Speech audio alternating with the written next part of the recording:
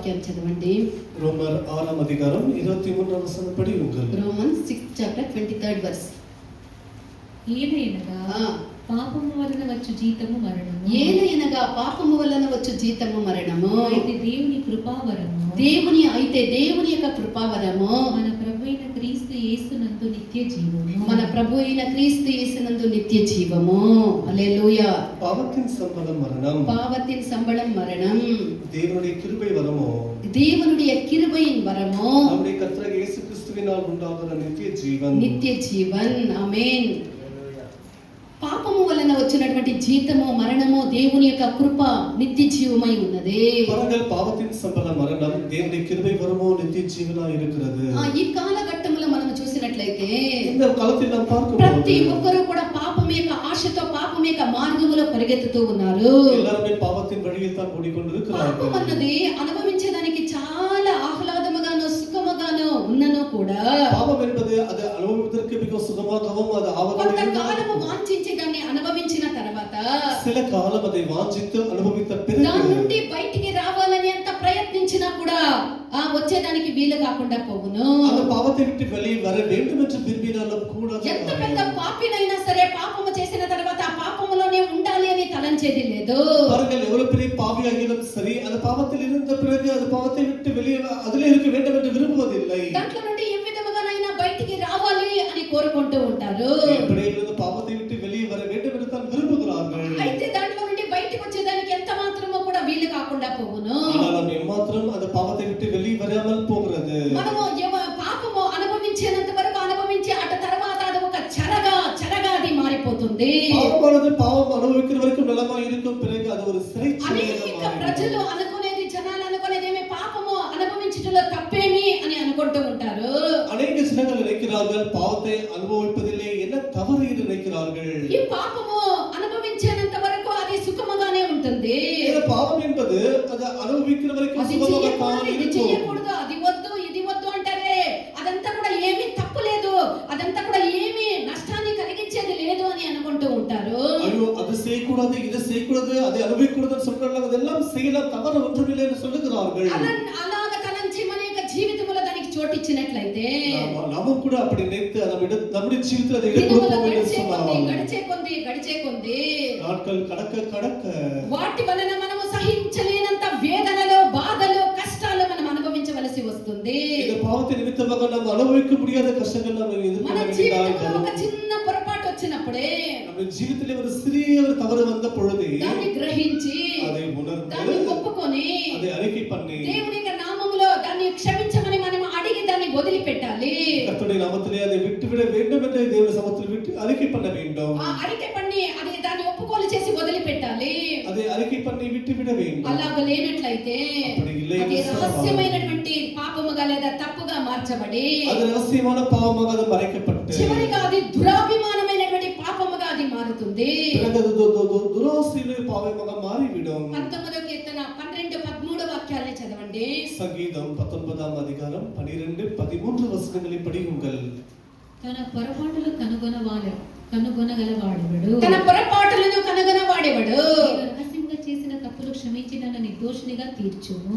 నేను రహస్యముగా చేసినటువంటి తప్పుల్ని క్షమించి నన్ను నిర్దోషిగా చేయము. దురాభిమాన పాపములో పడకుండా నీ సేవకుని ఆపము. దురాభిమాన పాపములో పడకుండా నీ సేవకుని ఆపము. నన్ను ఏలనీయకుము. వాటిని నన్ను ఏలనీయకుము. నేను యథార్థవంతుడనై అప్పుడు నేను యథార్థవంతుడనై ద్రోహము చేయకుండా నిందారహితుడనగుదును. తమిళ్ల தன் பிழைகளை உணர்கிறவன் யார்? மறைவான குற்றங்களுக்கு என்னை நீங்களாக்கும். மறைவான குற்றங்களுக்கு என்னை நீங்களாக்கும். துணிகரமான பாவங்களுக்கு உமது அடியனை விலக்கி காத்தருளும். துணிகரமான பாவங்களுக்கு இந்த அடியனை விலக்கி காக்கும். அவைகள் என்னை ஆண்டு கொள்ள ஒட்டாதிரும். அப்பொழுது நான் உத்தமனாகி பெரும் பாதகத்துக்கு நீங்களாயிருப்பேன்.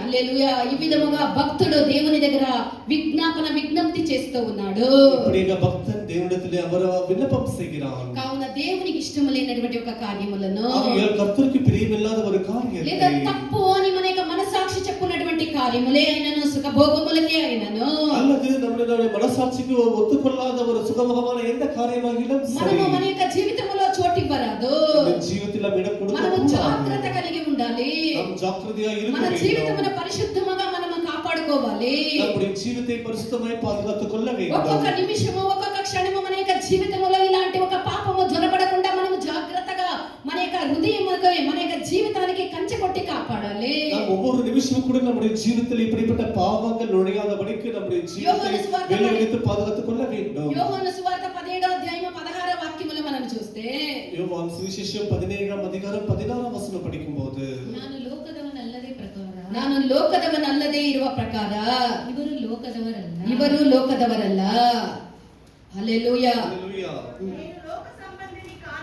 నేను లోక సంబంధిని కానట్టు వారును లోక సంబంధులు కారు. நான் ఉలగతార్ అల్లది పోల ఇవరులు ఉలగతార్ అల్ల என்று சொல்றார். యేసు ప్రభు చెప్పినప్పుడు నేను ఈ లోక సంబంధిని కానట్టు వారు కూడా లోక సంబంధులు కారని చెప్పిరి. நான் ఉలగతార్ అల్లది పోల ఇవరులు ఉలగతార్ అల్ల என்று యేసు యేసు சொல்லி ప్రభు తన இருக்கிறார். అమూల్యమైనటువంటి రక్తము చేత యేసునుடைய విலையேறப்பட்ட இரத்தத்தினாலே మనము విమోచింపబడి ఉన్నాము. மீட்கப்பட்டிருக்கிறோம். కావున యేసు ప్రభు ఈ కార్యాన్ని మన నిమిత్తము ఆయన చెప్తూ ఉన్నాడు. ஆகையால் యేసు నిమిత్తమై இந்த காரியத்தை சொல்லுகிறார். లోక జనులు మిక్కిలి సాధారణంగా అనుభవించినటువంటి ఏ ఒక్క కార్యాన్ని దేవుని యొక్క పిల్లలు మనము ఆ యొక్క కార్యాల్లో పుచ్చుకోనకూడదు. பாருங்கள், உலகத்தார் சுலபமாய் அனுபவிக்கிற காரியங்களை தேவனுடைய பிள்ளைகள் நாம் அதை அனுபவிக்க கூடாது. మనము ఈ లోకములో ఉండేటువంటి సుఖము సంతోషము ఈ లోకం యొక్క కార్యానికి మనం చోటు ఇవ్వరాదు. இந்த உலகத்தில் இருக்கிற சுலபமான காரியங்களுக்கு நாம் జీవితத்தில் இடம் கொடுக்க దేవుని యొక్క கூடாது. పిల్లలమైనటువంటి మనము ఈ లోకస్తులు అనుభవించినటువంటి చేసినటువంటి కార్యాలను మనం ధైర్యంతో తృణీకరించి మనం చేయరాదు. இந்த உலகத்தார் செய்கிற துணிகரமான பாவங்களை தேவனுடைய பிள்ளைகள் நாம் 1 యోహాను செய்ய 2వ கூடாது. అధ్యాయం 16, 15, 16, 17 వాక్యాలను మనం చూస్తే 1 యోహాను 2వ అధ్యాయం 15వ వాక్యం నుండి 17వ వాక్యం వరకు చదవండి. 1 యోహాన్ ಲೋಕವನ್ನಾಗ ಲೋಕದಲ್ಲಿರುವವುಗಳನ್ನಾಗಲಿ ಪ್ರೀತಿಸಬೇಡಿ. ಲೋಕದಲ್ಲಿ ಇರುವುದನ್ನಾಗಲಿ ಪ್ರೀತಿಸಬೇಡಿರಿ. ಯಾವನಾದರೂ ಲೋಕವನ್ನು ಪ್ರೀತಿಸಿದರೆ ತಂದೆಯ ಮೇಲನ ಪ್ರೀತಿಯು ಅವನಲ್ಲಿಲ್ಲ. ತಂದೆಯ ಮೇಲನ ಪ್ರೀತಿಯು ಅವನಲ್ಲಿಲ್ಲ. ಲೋಕದಲ್ಲಿರುವ ಶರೀರದಾಶೆ, ಕಣ್ಣಿನಾಶೆ, ಬದುಕು ಬಾಳಿನ ಡಂಬ. ಲೋಕದಲ್ಲಿರುವ ಶರೀರದಾಶೆ, ಕಣ್ಣಿನಾಶೆ, ಬದುಕು ಬಾಳಿನ ಡಂಬ మొదలగునವುಗಳೆಲ್ಲವೂ ತಂದೆಯಿಂದ ಹುಟ್ಟದೆ ಲೋಕದಿಂದ ಹುಟ್ಟಿದವುಗಳು ಆಗಿವೆ. మంజులకి ఎన్నో సార్లు చెప్తాను, వచ్చి ముందు కూర్చొని తెలుగు చదువు ఒక చిన్న సేవిస్తే కూడా చేసేలేదా పాప. ఒకసారి చేస్తుంది, తర్వాత మర్చిపోతుంది. ప్రతిసారి చెప్పాలి నా ఒకరికి చేసే వాళ్ళు చేసినటువంటి సేవలు అందరూ చేయొచ్చు, అందరూ చదవచ్చు, చదివే వాళ్ళే చదవాలా, చేసే వాళ్ళే చేయాలా అని కాదు. ఏమి మీకు దేవుని యొక్క సేవలు చేసేదానికి మీకు ఈ పిల్లలు ఉండారు చూస్తే పట్టాలు ఇంత పెద్ద డిగ్రీలు దేనికి ప్రయోజనం లేదు. కృపలు పొందుకోవాలా. ఈ లోకమునైనను లోకములో ఉన్న వాటినైనను ప్రేమింపకుడి. ఎవడైనను లోకమును ప్రేమించిన ఎడల తండ్రి ప్రేమ వానిలో ఉండదు. లోకములో ఉన్నదంతయు శరీరాశయు, నేత్రాశయు, జీవపు డంబమును అయి ఉన్నది. அல்லேலூயா. உலகத்திலும் அன்பு கூறாதிருங்கள். உலகத்திலே உள்ளவைகளிலும் அன்பு கூறாதிருங்கள். ஒருவன் உலகத்தில் அன்பு கூர்ந்தால் அவனிடத்தில் பிதாவின் அன்பில்லை. ஏனெனில் மாம்சத்தின் நிச்சயம், கண்களின் நிச்சயம், ஜீவனத்தின் பெருமையுமாகிய இந்த உலகத்தில் உள்ளவைகள் எல்லாம் பிதாவினால் உண்டானவைகள் அல்ல. அவைகள் உலகத்தினாலே உண்டானவைகள். உலகமும் அதன் இச்சையும் ஒழிந்து போகும். உலகமும் அதனுடைய இச்சையும் ஒழிந்து போகும். தேவனுடைய சித்தத்தின்படி செய்கிறவன் எவனோ என்றென்றைக்குமே நிலைத்திருப்பான். அல்லேலூயா. పిల్లలు ఎవరు బయట ఆడుతూ ఉంటారో వచ్చి లోపల కూర్చోండి. அல்லேலூயா. உலகத்திலே உள்ளவைகள் எல்லாமே ஒழிந்து போகும். தேவனுடைய சித்தத்தை செய்கிறவன் என்றென்றைக்குமே நிலைத்திருப்பான். அல்லேலூயா. లోకము దాని ఆశయంతయు కూడా గతించిపోవును. ఉలగము అనే ఆశ ఇచ్చే எல்லாமே ஒழிந்து போய்விடும். దేవుని యొక్క చిత్తమును నెరవేర్చువారు నిరంతరము నిలిచి ఉందురు.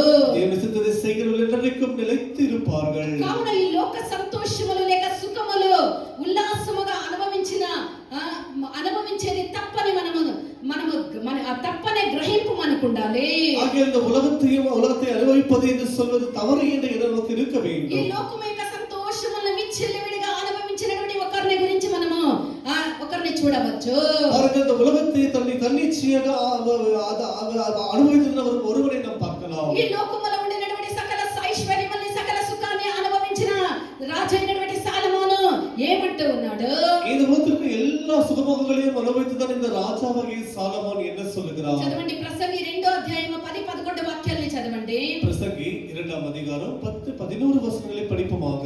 ನನ್ನ ಕಣ್ಣು ಬಯಸಿದ್ದೆಲ್ಲವನ್ನು ನನ್ನ ಕಣ್ಣು ಬಯಸಿದ್ದೆಲ್ಲವನ್ನು ಅದಕ್ಕೆ ನಾನು ಒಪ್ಪಿಸದೇ ಬಿಡಲಿಲ್ಲ. ಅದಕ್ಕೆ ನಾನು ಏನೇನು ಬಯಸಿತೋ ಅದಕ್ಕೆ ನಾನು ಒಪ್ಪಿಸದೇ ಬಿಡಲಿಲ್ಲ. ಯಾವ ಸಂತೋಷವನ್ನು ಅನುಭವಿಸುವುದಕ್ಕೂ ನನ್ನ ಹೃದಯವನ್ನು ತಡೆಯಲಿಲ್ಲ. ಯಾವ ಸಂತೋಷವನ್ನಾಗಲಿ ಅದನ್ನು ಅನುಭವಿಸುವುದಕ್ಕೆ ನನ್ನ ಹೃದಯವನ್ನು ತಡೆಯಲಿಲ್ಲ. ಯಾಕಂದರೆ ನನ್ನ ಹೃದಯವು ನನ್ನ ಕಾರ್ಯಗಳಲ್ಲೆಲ್ಲ ಹರ್ಷಿಸುತ್ತಾ ಇತ್ತು. ನನ್ನ ಹೃದಯವು ನಾನು ಮಾಡುವಂತ ಎಲ್ಲ ಕಾರ್ಯಗಳಲ್ಲಿ ಹರ್ಷಿಸುತ್ತಾ ಇತ್ತು. ನನ್ನ ಪ್ರಯಾಸದಿಂದೆಲ್ಲ ನನಗಾದ ಲಾಭವೂ ಇದೆ. ನನ್ನ ಪ್ರಯಾಸದಿಂದ ನನಗಾದ ಲಾಭವೂ ಇದೆ. ಆಗ ನನ್ನ ಕೈಯಿಂದ ನಡೆಸಿದ ಎಲ್ಲಾ ಕೆಲಸಗಳಲ್ಲಿಯೂ ಆಗ ನನ್ನ ಕೈಯಿಂದ ನಡೆಸಿದ ಎಲ್ಲಾ ಕೆಲಸಗಳಲ್ಲಿಯೂ ನಾನು ಪಟ್ಟ ಪ್ರಯಾಸದಲ್ಲಿಯೂ ದೃಷ್ಟಿ ಇಟ್ಟೆನು. ನಾನು ಪಟ್ಟ ಪ್ರಯಾಸದಲ್ಲಿಯೂ ದೃಷ್ಟಿ ಇಟ್ಟೆನು.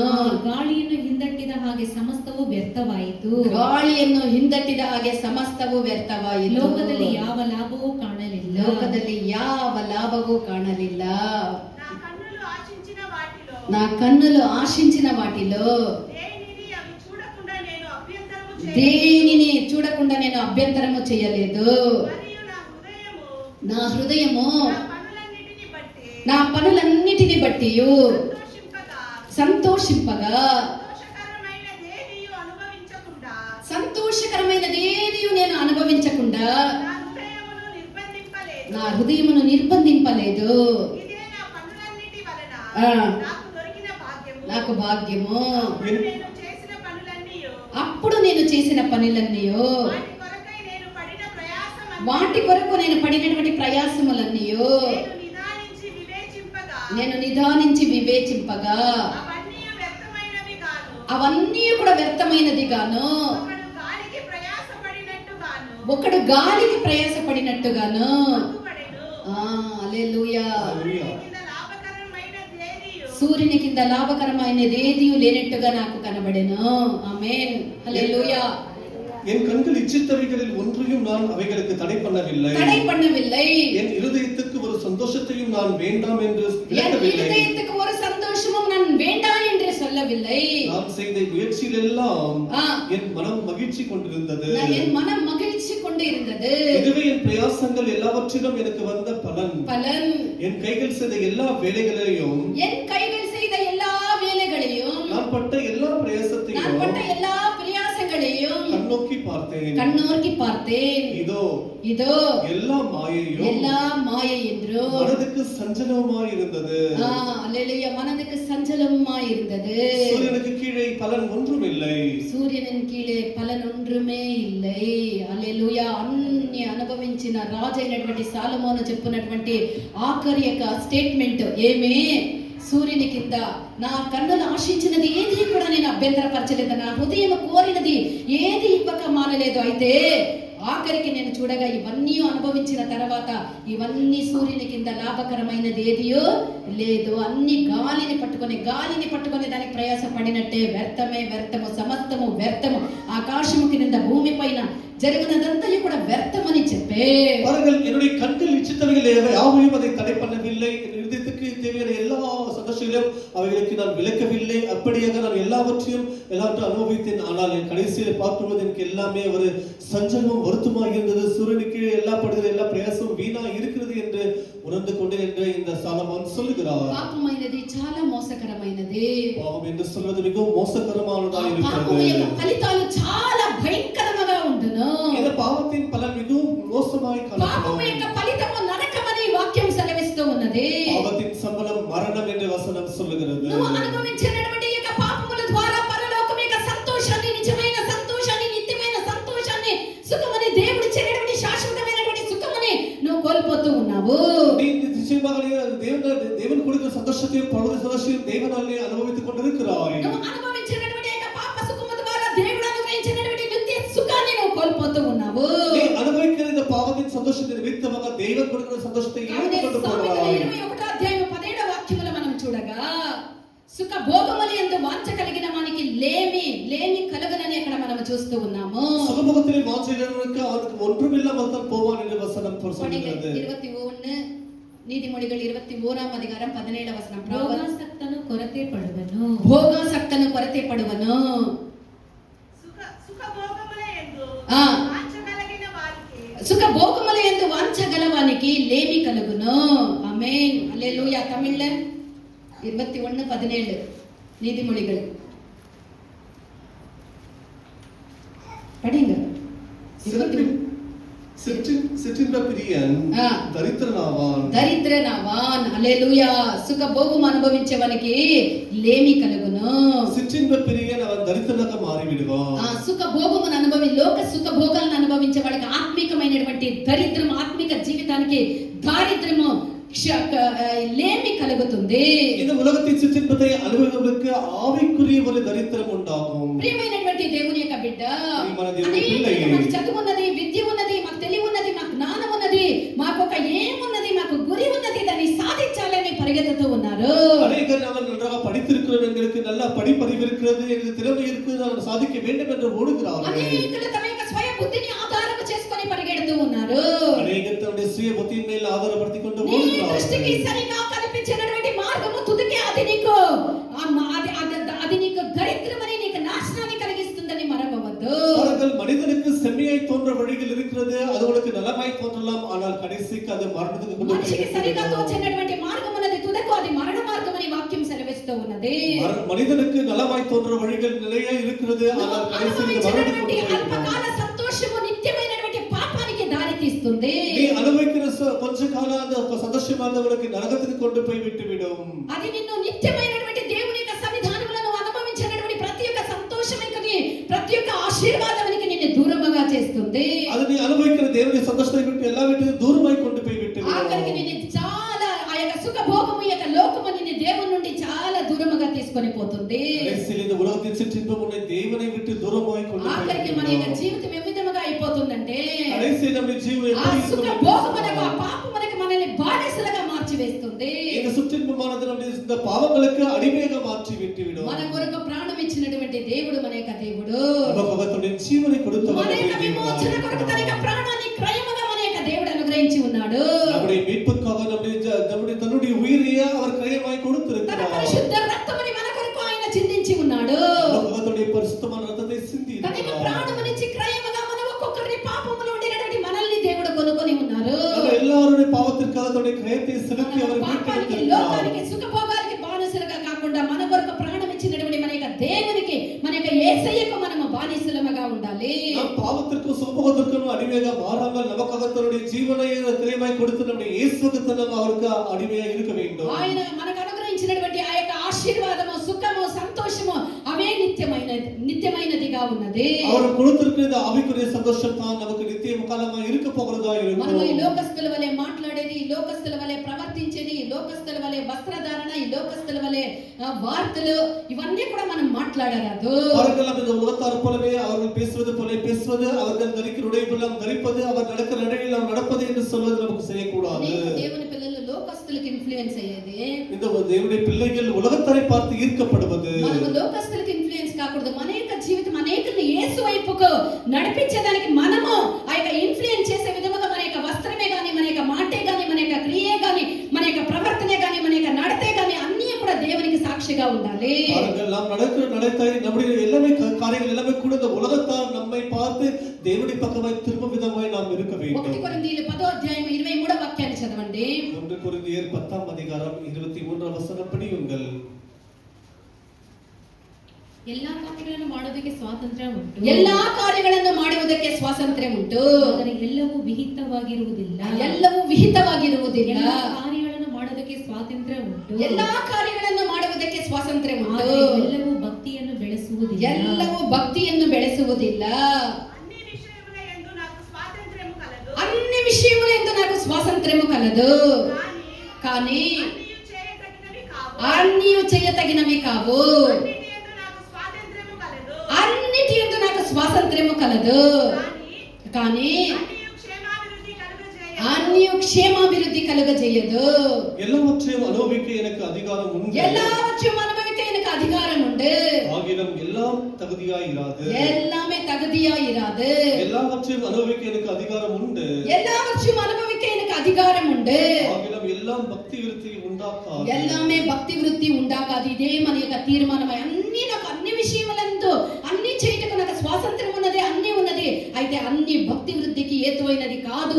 ఇదే మన దేవుని బిడ్డలమైనటువంటి మన యొక్క తీర్మానమై ఉండాలి. அவர்கள் எல்லாவற்றையும் அனுபவிக்க நமக்கு அதிகாரம் உண்டு. ஆனால் நம்ம எல்லாவற்றையும் அனுபவித்தால் நமக்கு பக்தி விருத்தி உண்டாகாது என்ற இதே நம்முடைய దేవుని పిల్లల తీర్మానమాய் இருக்க வேண்டும். అనేక మంది పిల్లలు ఈ కాలం యొక్క తరం యొక్క పిల్లలు స్వాతంత్రాన్ని కోరుకుంటూ ఉంటారు. అనేక పిల్లలు ఈ కాలத்து పిల్లలు తమకు அந்த சுதந்திரம் வேண்டும் என்று விரும்புகிறார்கள். స్వేచ్ఛను నా ఇష్టము, నా జీవితము, నా ఇది. ఒక విద్య అంటే కూడా తల్లిదండ్రులు చెప్తే నాకు అది ఇంట్రెస్ట్ లేదు, నాకు ఇదే ఇంట్రెస్ట్. ఆ కాలంలో స్కూల్ ఇచ్చి బడప ఇచ్చి స్లేట్ ఇచ్చి పోండి బడికి అంటే పోయేది, అంతే తెలుసు. ఏ విద్యలు ఇట్లా విద్యలు ఉన్నాయా లేదా, చెప్పింది చేసింది అంతే మనకు తెలుసు. ఈ కాలంలో అది నాకు ఇంట్రెస్ట్ లే, ఇది నాకు ఇంట్రెస్ట్ లే, నాకు స్వేచ్ఛ లేదా, నాకు తినేదానికి స్వేచ్ఛ, ఏదైనా చెప్తే లోబడి లేదు, ఇది నాకు ఇష్టం లే, నాకు వద్దు అంటూ ఉంటారు. అయితే మనం స్వేచ్ఛని మనం కోరుకోరాదు. நம்முடைய சுய இச்சை நமக்கு சுய விருப்பமாய் செய்கிற காரியத்தை விரும்பக்கூடாது. నీ కోరిక చొప్పునను, உன்னுடைய கோரிக்கை నీ శరీరం యొక్క ఇష్టము చొప్పునను, శరీరத்தின் విருப்பத்தின்படி ప్రవర్తించరాదు. நீ செய்யக்கூடாது. పరిశుద్ధాత్మ యొక్క ఆధీనములో మన యొక్క శరీరమైనది ఉండాలి. பரிசுத்தாவியின் ஒரு கட்டுப்பாட்டில் தான் நம்முடைய పరిశుద్ధాత్మ యొక్క నడిపింపులో దాని యొక్క అధీనములో మనం నడిచే వాళ్ళమై ఉండాలి. பரிசுத்தாவியார் நடத்துகிற நடத்திப்பின் கட்டுப்பாட்டுக்குள் ఆత్మైన நாம் దేవుడు இருக்க வேண்டும். అనుగ్రహించినటువంటి యొక్క గ్రహింపు మన యొక్క జీవితంలో ఉండాలి. கொடுத்த தேவனுடைய ஆவியானவருடைய நடத்திப்பு நம்மில் இருக்க வேண்டும். పాప సంతోషాన్ని మనం ఆపేక్షించరాదు. పాపத்தின் சந்தோஷத்தை நாம் அனுபவிக்க పాపమునికి మనల్ని పాపం యొక్క గోతిలో దించినటువంటి యొక్క కార్యానికి మనం దూరముగా పరిగెత్తుకొని వచ్చి మనల్ని మనం కాపాడుకోవాలి. இந்த பாவத்தின் உலகில் சென்று நம்மை அமிழ்த்துகிற காரியங்களை விட்டு நாம் தூரமாய் விலగి ஓடி வர మన வேண்டும். కొరకు బుద్ధి చెప్పి మన కొరకు సరిచేసినటువంటి వాళ్ళ యొక్క వార్తల్ని మనము, అది సండే స్కూల్ టీచర్స్ అయినా, నడిపించినటువంటి దేవుని యొక్క సేవకులైనా, మన తల్లిదండ్రులైనా వాళ్ళ యొక్క మాటలకి మనము లోబడాలి. அவர்கள் நமக்கு புத்தி சொல்லி நம்மை வழிநடத்துகிற தேவனுடைய பிள்ளைகள், அது சண்டே ஸ்கூல் டீச்சர்ஸா இருக்கலாம், அல்லது தேவனுடைய ஊழியக்காரர்களா இருக்கலாம், யாராக இருந்தாலும் அவர்கள் வார்த்தைக்கு கீழ்ப்படிய வேண்டும். అప్పుడు మన యొక్క జీవితం ఆశీర్వాదకరముగా ఉండును. அப்போது நம்முடைய జీవితం ఆశీర్వాదమాయి నువ్వు இருக்கும். ఎంత ప్రియమైనటువంటి దేవుని యొక్క బిడ్డ, అనేక సందర్భాలుగా నువ్వు ఎంతగానో ప్రయత్నించినా, நீ எவ்வளவு சந்தர்ப்ப நேரங்களில் எவ்வளவு முயற்சி செய்தாலும் కార్యముల నుండి నువ్వు బయటికి రాలేకుండా ఉండేటువంటి స్థితిలో ఈ యొక్క సందర్భంలో నువ్వు కనబడవచ్చు. நீ அந்த காரியத்தை விட்டு வெளியே வர முடியாத நிலையில் ఏదో ఒక இருக்கலாம். పాపముని నీ వెంటాడి నిన్ను తరుముకుంటూ వస్తూ ఉండవచ్చు. ஏதோ ஒரு பாவம் உன்னை பின்தொடர்ந்து ఏదో ఒక கொண்டிருக்கலாம். పాపం యొక్క చెరలో నేను చిక్కుకొని ఉన్నానన్నటువంటి తలంపులో నువ్వు ఉండి ఉండవచ్చు. அல்லது ஏதோ ஒரு பாவத்தில் சிக்கி தவித்துக் ఈ கொண்டிருக்கிற క్షణమే నీ యొక్క நிலையில் జీవితాన్ని, నీ యొక్క విమోచకుడు, నీ యొక్క రక్షకుడు, నిత్యమైనటువంటి సుఖమును అనుగ్రహించినటువంటి నీ యొక్క దేవుని యొక్క చేతికి నువ్వు సమర్పించు. இன்றைக்கு உன்னுடைய மீட்பராகிய இயேசுவின் கரத்தின் கையில் உன்னுடைய ஜீவத்தை நீ ஒப்புக் கொடுப்பாயாக. ఆయనే నిన్ను విమోచించువాడు. அவரை உன்னை மீட்புகிற தேவனாய் இருக்கிறார். చిక్కుకున్నటువంటి యొక్క పాపం యొక్క గోతిలో చిక్కుకొని వరకే నీ యొక్క స్వాధీనం. చిక్కుకున్న తర్వాత బయటికి నువ్వు రాలేవు. అయితే నిన్ను విడిపించి నిన్ను తప్పించడానికి నీ యొక్క విమోచకుడు, నీ యొక్క రక్షకుడు, నీ యొక్క యేసు మనకున్నారు. பாருங்கள், அந்த பாவத்தை அனுபவிக்கிற வரைக்கும் தான் நம்முடைய கட்டுப்பாட்டில் அந்த பாவம் இருக்கும். ஆனால் அதை அனுபவித்த பிறகு பாவத்தின் கட்டுப்பாடு நாம் போய்விடும். ஆகிய நம்முடைய ரட்சகராகிய இயேசுவின் மீட்பர் கையில் நாம் வருவோமாக. ఆయన మహా గొప్ప శక్తి గల దేవుడు. அவர் மகா சக்தியுள்ள தேவனாய் ఆయన ప్రేమ இருக்கிறார். కలిగిన దేవుడు. அவர் அன்பு ఆయన நிறைந்த కనికరం தேவனாய் కలిగిన இருக்கிறார். దేవుడు. அவர் இரக்கம் நிறைந்த ఆయన దయ தேவனாய் చూపించే இருக்கிறார். దేవుడు. அவர் நமக்கு தயவு காட்டுகிற தேவனாய் இருக்கிறார். ప్రభువా, ఈ పాపం యొక్క గోతిలో నుండి నేను బయటికి రావాలన్నా, తప్పించినా, రాలేకుండా ఉండాలి, నన్ను విడిపించుమో, నన్ను కరుణించమని మనం అడిగినప్పుడు, கர்த்தாவே, இந்த பாவத்தின் குழியிலிருந்து நான் மீண்டு வர வேண்டும் நினைக்கிறேன், என்னால் முடியாமல் இருக்கிறது என்று நாம் கர்த்தரிடத்தில் முறையிட வேண்டும். ఆయనకి మాత్రమే మనల్ని దానిలో నుండి విమోచించేదానికి సాధ్యము. அவரால் மாத்திரமே நம்மை அதிலிருந்து விடுவிக்க முடியும். 116వ కీర్తన 4వ వాక్యాన్ని చదవండి. 116 சங்கீதம் 4ஆம் வசனம் படியுங்கள். 116:4. ಆಗ ಯೆಹೋವನ ಹೆಸರು ಹೇಳಿ, ಹಾ. ಯೆಹೋವನೇ ಕೃಪೆ ಮಾಡಿ ನನ್ನ ಪ್ರಾಣವನ್ನು ರಕ್ಷಿಸು ಎಂದು ಪ್ರಾರ್ಥಿಸಿದೆನು. కృపే మాడి ನನ್ನ ప్రాణವನ್ನು రక్షిసు ಎಂದು ప్రార్థిಸಿದೆನು. హల్లెలూయా. అప్పుడు యెహోవా యెహోవా దయచేసి నా ప్రాణమును విడిపింపుమని దయచేసి నా ప్రాణమును విడిపింపమని యెహోవా నామమును బట్టి నేను మొరపెట్టి తిని. அப்பொழுது நான் கர்த்தருடைய நாமத்தை தொழுது கொண்டு கர்த்தாவே, கர்த்தாவே, என் ஆத்துமாவை விடுவியும் என்று கெஞ்சினேன். என் ஆத்துமாவை விடுவியும் என்று கெஞ்சினேன். அல்லேலூயா. ஆண்டவரே, என் ஆத்துமாவை விடுதலையாக்கும் அப்பா. அப்பா இந்த ரகசியமான பாவங்களுக்கும் துணிகரமான பாவங்களுக்கும் என்ன பாவத்தின் சீற்றிலிருந்து கர்த்தாவே என்னை విడుదలయాக்கும் என்று நாம் కర్తరిడతల మంత్రాడి కేక దేవునికి మనము అవిధముగా నా ప్రాణమును విమోచింపమని మనం అడగాలి. కర్తావే నా ఆత్మవే என்னை விடுவியும் என்று கர்த்தரிடத்தில் முறையிட வேண்டும். అప్పుడు ఆయన నీ మీద దయ చూపి అప్పుడు వరకు దయ చాలి చూపించి నువ్వు చేసినటువంటి ప్రార్థనని ఆలకించి ఉమ్మీద ఇరకపాటి నీ செய்கிற ஜெபத்தை கேட்டு నాశనమైనటువంటి జిగటగల దొంగ ఊబిలో నుండి ఆయన నిన్ను పైకి లేవనెత్తును. நீ சிக்கி தவித்துக் கொண்டிருந்த பாவத்தின் சேர்த்து எடுப்பார். ఆయన అమూల్యమైనటువంటి రక్తము మన పాపాలన్నిటినీ కడిగి వేయును. அவருடைய விலையேறப்பட்ட ரத்தம் நம்முடைய எல்லா பாவங்களையும் கழுவி சுத்திகரிக்கும். మన పాపములన్నిటిని కడిగి వేసేదానికి ఆయన రక్తముకు మాత్రమే శక్తి ఉన్నది. நம்முடைய எல்லா பாவங்களையும் கழுவி சுத்திகரிக்கிற ஒரு வல்லமை அவருடைய ரத்தத்தில் மாத்திரமே இருக்கிறது. ఆయన పాపము మనం చిక్కున్నటువంటి సమస్త ఊబిల్లో నుండి ఆయన మనల్ని లేవనెత్తడానికి ఆయన మాత్రమే శక్తిమంతుడు. நாம் சிக்கி தவித்துக் கொண்டிருக்கிற எல்லா பாவத்தின் குழியிலிருந்து இயேசு மாத்திரமே நம்மை தூக்கி எடுக்க முடியும். నిరాకరించే దేవుడు కాదు. அவர் நம்மை தள்ளி விடுகிற தேவன் அல்ல. అప్పగించుకున్నప్పుడు నువ్వు ఎవ్విధముగా ఉన్నావో అవ్విధముగానే అంగీకరించే దేవుడు మన యొక్క దేవుడు. நீ எப்படி இருக்கிறோ அப்படி நீ ஒப்பு கொடுக்கும்போது உன்னை அப்படியே தேவனை ஏற்றுக்கொள்ளுகிறவராய் இருக்கிறார். అన్నిటిలో నుండి విడిపించేదానికి శక్తిమంతుడు. அவர் எல்லாவற்றையும் நம்மை விடுவிக்க சக்தியுள்ள தேவனாய் మన இருக்கிறார். జీవితముని ఆయన మరలా పరిశుద్ధులుగా మార్చేదానికి ఆయన మాత్రమే శక్తిమంతుడై ఉన్నాడు. அவர் மறுபடியும் நம்முடைய ஜீவிதத்தை பரிசுத்தமாக மாற்றுவதற்கு அவர் மாத்திரமே சக்தியுள்ள தேவனாய் இருக்கிறார். ప్రాణముని కల్మషమునకు పాపమునకు నువ్వు అప్పగించవద్దు. உன்னுடைய ஆத்துமாவை எல்லா பாவங்களுக்கும் அசுத்தங்களுக்கும் நீ ஒப்பு கொடுக்க வேண்டாம். మన ప్రాణముని దేవుని యందు మనం భద్రపరచుకోవాలి. நம்முடைய ஆத்துமாவை தேவனுக்குள் లోకము చేత பத்திரப்படுத்திக் అపవిత్రపరచబడకుండా మన యొక్క జీవితముని దేవుని యొక్క కృప వల్ల మనం జాగ్రత్తగా కాపాడుకోవాలి. உலகத்தால் நம்முடைய ஆத்துமாவை கரைப்படுத்திக் கொள்ளாமல் அதை பரிசுத்தாவியினாலே கிருபையினாலே பாதுகாத்துக் கொள்வோம். నిష్కళంకమైనటువంటి పవిత్రమైనటువంటి భక్తిగల జీవితం కొరకు మనల్ని మనమే అంకితము దేవునికి అంకితము చేసుకోవాలి. கரை திரை குறையில்லாத ஒரு பரிசுத்தமான ஜீவித்தை நாமே செய்து கொள்வோமாக. తిల్లకుండా కాపాడుటకును வழுவாமல் நடத்தும்படியாக మహిమగల తన యొక్క సాన్నిధ్యములో మిక్కిలి ఆనందముతో మనల్ని నిర్దోషులుగా నిలవబెట్టుటకును தமது மாசற்றதோடு குறையற்றமான தேவனுடைய சமூகத்தில் நம்மை நிற்க வைப்பதற்காக దేవుని యొక్క హస్తమునికి మన యొక్క జీవితముని అప్పగించదము గాక. வல்லமையுள்ள தேவனுடைய கரத்தில் நம்ம எல்லாரும் ஒப்பு మనం கொடுப்போம். అప్పగించిన దానిని நாம் ஒப்பு கொடுத்ததை ఆ నాటి వరకు కాపాడేదానికి ఆయన శక్తిమంతుడై ఉన్నాడు. அந்த நாள் வரைக்கும் காப்பாற்றுவதற்கு தேவன் சக்தியுள்ள தேவனாய் இருக்கிறார். మనం సమర్పించదము గాక. நம்ம ஒப்பு கொடுப்போமாக. ఆమేన్. హల్లెలూయా హల్లెలూయా హల్లెలూయా హల్లెలూయా. దైవమే స్తోత్రము. ನೆರಳಂತೆ ಗತಿಸುವುದು ಮನುಷ್ಯನ ಪ್ರಾಣವು ಹರೆಯಂತೆ ಹಾರುವುದು ನರರ ಜೀವವು ನೆರಳಂತೆ ಗತಿಸುವುದು ಮನುಷ್ಯನ ಪ್ರಾಣವು ಹರೆಯಂತೆ ಹಾರುವುದು ಮಾಯವೇ